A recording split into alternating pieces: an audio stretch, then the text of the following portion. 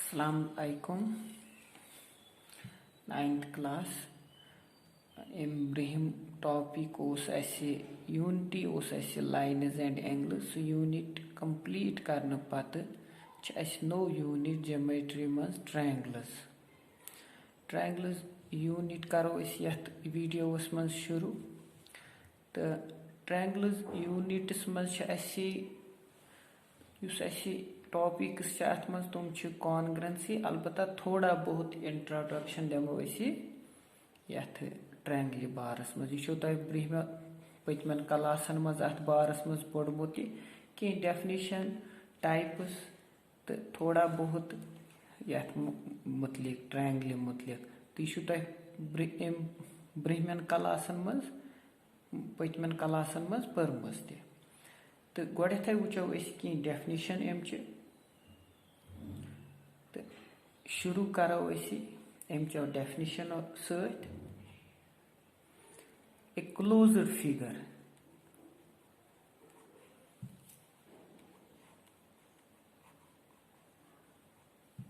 formed by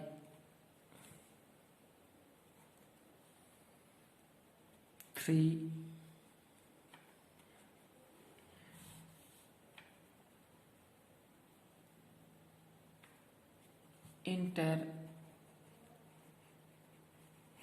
intersecting lines is called a triangle.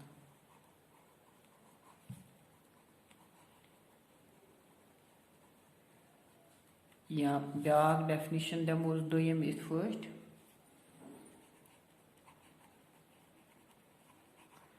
a triangle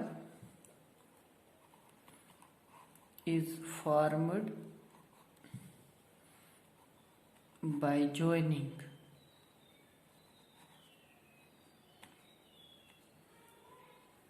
three non-collinear points.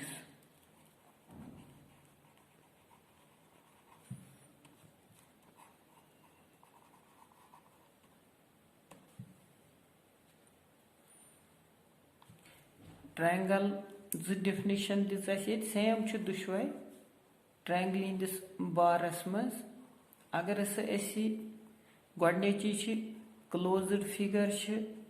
Formed by three intersecting lines ये त्रे line पानवई अकिस चटान हम form करान ट्रायंगल सपोज नाव दमो ABC ये त्रे इंटरसेक्टिंग लाइन्स गई पानवई अकिस चटान तो सेम दुयम definition a triangle is formed by joining three non collinear points गई अगर पॉइंट्स एक लाइन मज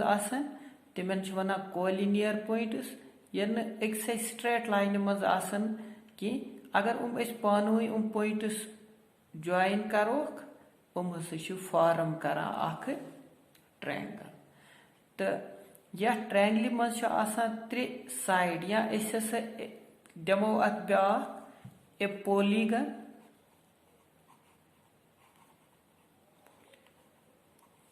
having three sides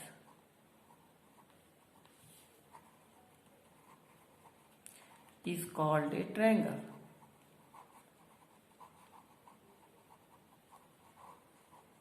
ये नो लफ्ज पॉलीगन गो युस त्रे या त्रे खुद ज्यादा लाइन जो लाइन क्लोज्ड फिगर बनावा कि दो खुद ज्यादा कम अज कम त्रे लाइन यम क्लोज्ड फिगर बनावा तो युस लाइनो सत क्लोज्ड फिगर बनियाम तथ वनान पॉलीगन लाइनो सत कह क्लोज्ड फिगर सपोज अगर जो लाइन कचा तान कोशिश करो हम हेकन क्लोज्ड फिगर बनइट कि कम अज कम अगर त्रे लाइन त्रो त्रे लाइन बनावन पॉलीगन इथे पे अगर चोर लाइन त्रो चोर लाइन बनावन यह वनो पॉलीगन पत इन पॉलीगन पन पन कस्म ये 3 साइड वोल पॉलीगन तथ वनान ट्रायंगल 4 साइड वोल क्वाड्रेटल इथे पे पेंटागन हेक्सागन तो पॉलीगन सिर्फ साइड वाजी क्लोज्ड फिगर तो यथ मज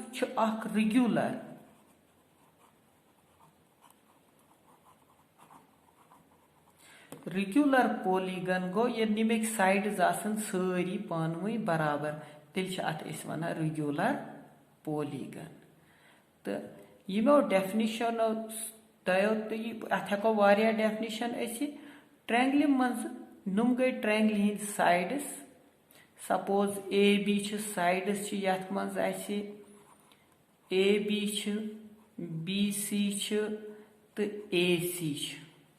इथे पे कि इवन जाए नुम ज लाइन पानवी षटान अत वन वर्टिकस तो यह वर्टिकस यथ मज ये एस पे बी एस पे तो सी एस पे अंदर किन यह बनावान यह जाए अत वन एंगल क्या वन एंगल तो यथ मज इंटीरियरस मज गई नुम एंगल अगर ट्रायंगल हिंदिस एक्सटीरियरस कह साइड प्रोड्यूस करो तत बनन एक्सटीरियरस मज एंगल तुम गई एक्सटीरियर यह गो ट्रायंगल हुंद इंटीरियर यह गो एक्सटीरियर तो एक्सटीरियरस मज तेल अमिक एंगल बना तो अत मज प्रॉपर्टी तुम यम ब्रहमिस यूनिटस मज कर या ब्रहमन क्लासन मज तुम कर्म तो थोड़ा बहुत करो ये अत बारस मज यह कि इनफॉर्मेशन कि थोड़ा बहुत तुम दमो तो ये एंगल तेल अत ट्रायंगल मज 6 पार्ट्स नुम 3 साइड्स तो बे 3 एंगल्स 6 पार्ट्स ट्रायंगल मज 3 एंगल बे 3 साइड्स तो यथ ट्रायंगल मज इन ब्रोट पक टाइप्स ट्रायंगल ये नमो साइड ये अमिक साइड्स नमोस तेल ट्रायंगल 3 कस्म गई सेक्लिन ट्रायंगल ब्या गई आइसोसेलेस ट्रायंगल तो ब्या गई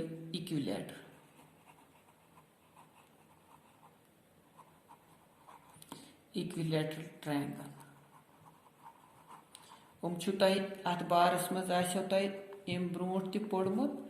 ये डिफरेंट साइड्स कुन ट्रायंगल मज सपोज अस बनो ट्रायंगल अगर 3 सेंटीमीटर या 4 या 5 डिफरेंट साइड्स 3 तो ब्या ट्रायंगल अगर बनाओ यथ मज 2 साइड सपोज यह साइड यथ मज डिफरेंट सारी साइड सपोज अगर यह 3 सम या 4 सम यह गई आइसोसेलेस ब्या गई यथ मज सारी साइड पानवी इक्वल यह सारी साइड इक्वल यह गई इक्विलेटरल यह गई आइसोसेलेस तो यह गई सेकेंड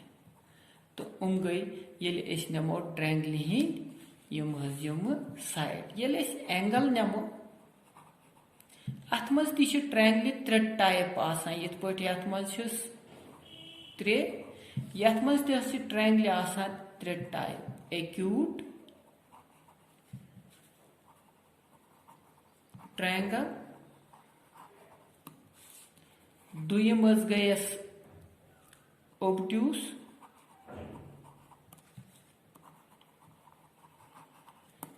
तो ब्या गयस त्रीम राइट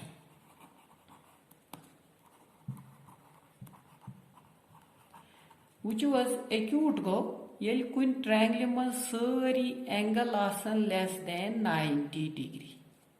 अगर ए बी सी ट्रायंगल यम इक्विलेटरस मज सारी एंगल आसान 60 डिग्री क्या 60 डिग्री आइसोसेलेस मज नुम इक्वल साइड्स आसान इहिंद अपोजिट एंगल युम पानवे बराबर युम साइड इक्वल कुन ट्रायंगल मज आसान तिमन युम अपोजिट एंगल इक्वल इथे पट युस एक्यूट एंगल ट्रायंगल यह सारी एंगल 90 खुद कम आसान तो ऑब्ट्यूज एंगल ट्रायंगल मज एंगल आसान more than 90 angle more than 90 तो राइट एंगल ट्रायंगल मज एंगल आसान 90 डिग्री एंगल आसान 90 डिग्री यमो मज ये बीस पे एंगल ट्रायंगल मज यह 90 डिग्री यह गई तेल राइट एंगल ट्रायंगल यह ट्रायंगल मज सारी एंगल आसान लेस देन 90 अत वन एक्यूट एंगल ट्रायंगल यथ मज एंगल मोर देन 90 डिग्री सह गई ऑब्ट्यूज एंगल ट्रायंगल यथ मज एंगल 90 डिग्री सह गई राइट एंगल ट्रायंगल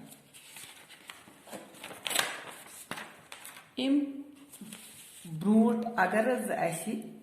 ट्रायंगल मज अगर ट्रायंगल ए बी सी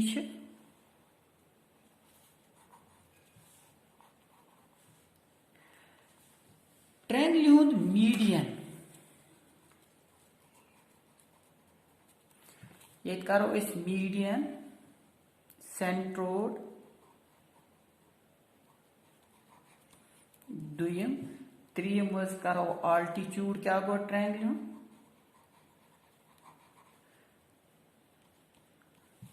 तो चूरिम करो ऑर्थो सेंटर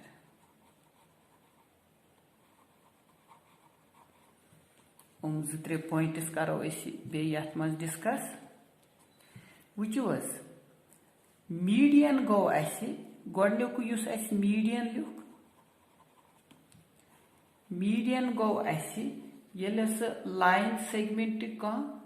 कनेक्ट करान लाइन सेगमेंट कनेक्ट करान वर्टिकस बेक साइड किस मिड पॉइंटस सम साइड किस मिड पॉइंटस अगर ये मिड पॉइंट निम जाए अगर ये सु लाइन सेगमेंट युस कुन ते वर्टिकस अपोजिट साइडस किस मिड पॉइंटस ज्वाइन करान तथ वनान मीडियन तेल गो ये line segment connects a verticus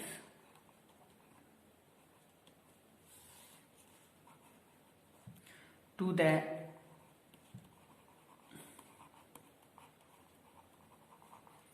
midpoint of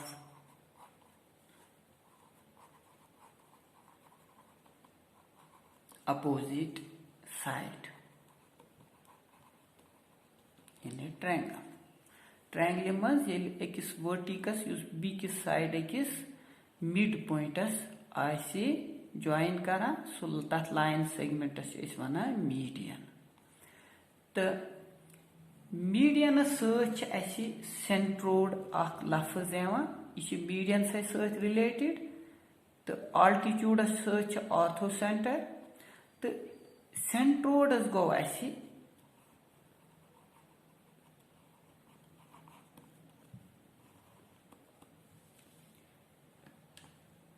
is the point where three medians intersect. Where three medians intersect. Yel asi त्रिशवई मीडियन यथ जाय यह अगर यथ निम जाए निमोक मीडियन छी यथ सहित तो यम छ सेंट्रो यथ सेंट्रोड ये पॉइंट अथ वन सेंट्रोड यह ट्रायंगल मज यम नुम मीडियनस अत मज कनकरेंट क्या कनकरेंट तो युस सेंट्रोड यह ऑलवेज यम सेंट्रोड यम ट्रायंगल इनसाइड यह ट्रायंगल आउटसाइड हेकान की तो अत लिखो की points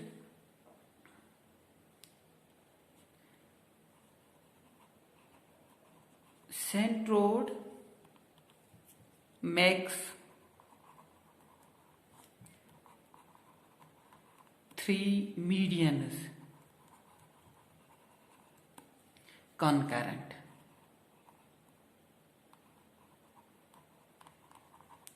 Concurrent is improved type pi. Concurrent go yel 3 line या 3 खुद ज्यादा line 2 line यर पानवे चटान तिमन वन इंटरसेक्टिंग लाइन्स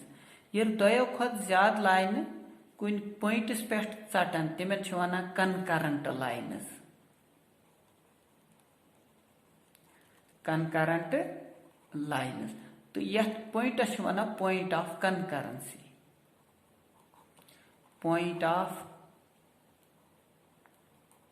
कनकरेंसी यह पॉइंट ये चटान तो 2 लाइन ये चटान तिमन वन इंटरसेक्टिंग लाइन 2 खुद ज्यादा लाइन ये तिमन वन कनकरेंट लाइन तवे वन centroid makes 3 medians concurrent number इथे पे अत मज median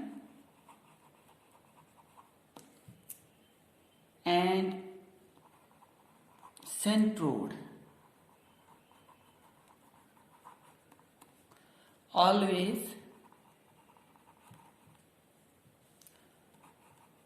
lies inside the triangle. यम always circles या triangles inside आसान यह सेंट्रोड यह ट्रायंगल नबर किन हेकान कि निम खतर अलग उस आल्टीट्यूड तो आर्थो सेंटर तम खतर 3 ट्रायंगल यम 3 टाइप्स 3 टाइपन हंद खतर अलग अलग अलबत्ता युस सेंट्रोड यह अक्सर यह always lies on inside the circle तो अम पत गो आल्टीट्यूड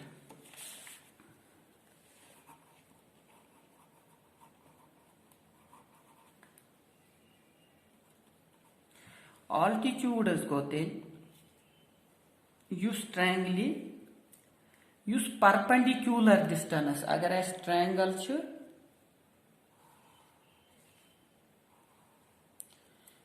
वर्टिकस तो कुन साइड किस पे परपेंडिकुलर सपोज ये साइडस ए बी अगर ट्रायंगल ए बी सी तो अगर यह निम जाए पॉइंट डी यह पे निम जाए परपेंडिकुलर तो आल्टीट्यूड वनो is the perpendicular distance from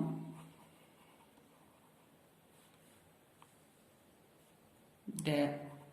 base to the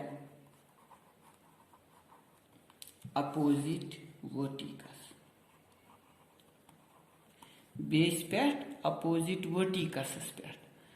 तो आसान ये perpendicular distance तो अम पे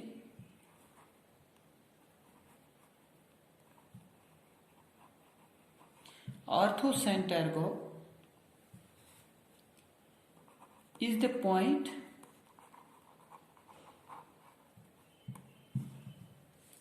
where three altitudes, it is medians, altitudes intersects. Three altitudes intersects. यम पे अगर यह altitude आस तो यम पे यथ altitude तो यह जाय युस यथ मज यत सारी पानवई षटान अत one ortho centre.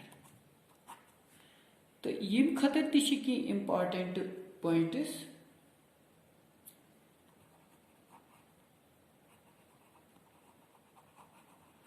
Artho center makes the three altitudes